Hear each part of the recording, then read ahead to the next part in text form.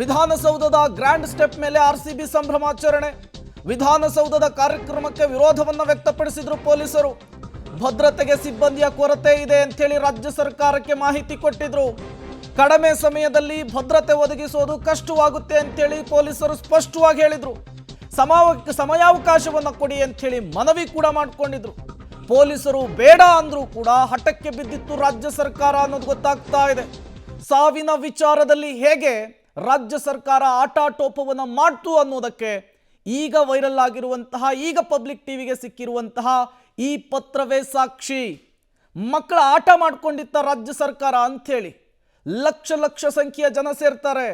ಪೊಲೀಸರು ಭದ್ರತೆ ಒದಗಿಸೋದು ಕಷ್ಟ ಆಗುತ್ತೆ, ರಾತ್ರೋರಾತ್ರಿ ನೀವು ಕಾರ್ಯಕ್ರಮ ಅಂದರೆ ನಾವು ಹೇಗೆ ಭದ್ರತೆ ಕೊಡಬೇಕು ಅಂಥೇಳಿ ಈ ಪತ್ರದಲ್ಲಿ ಸ್ಪಷ್ಟವಾಗಿ ಉಲ್ಲೇಖಿಸಿದ್ದಾರೆ. ಈ ಮಾಹಿತಿಯನ್ನು ಸರ್ಕಾರದ ಗಮನಕ್ಕೆ ತರುವಂತಹ ಕೆಲಸವನ್ನು ಮಾಡಿದ್ದಾರೆ. ಅಷ್ಟಿದ್ರೂ ಕೂಡ ರಾಜ್ಯ ಸರ್ಕಾರ ಈ ಕಾರ್ಯಕ್ರಮವನ್ನು ಹೇಗೆ ಮಾಡ್ತು,